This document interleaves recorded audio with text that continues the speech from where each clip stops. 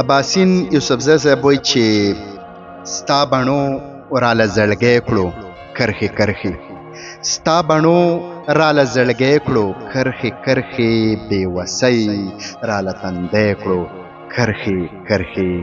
او چې ولې دې زما چاودلې شونډې، چې ولې دې زما چاودلې شونډې، نو له قصده یې منګی کړو کرښې کرښې. او لکه بریښې چې اسمان په سپینه وریځ کې، لکه بریښې چې اسمان په سپینه وریځ کې، که خندا یې اننګی کړو کرښې کرښې. او ستا مین د لیونتوب له حده تیر شو، ستا مین د لیونتوب له حده تیر شو، په نوکونو یې هرزی کړو کرښې کرښې. او دغه فیض د اباسین د سخاوت دی، دغه فیض د اباسین د سخاوت دی، په دشتونو یې سپرلی کړو کرښې کرښې. ډېره مننه.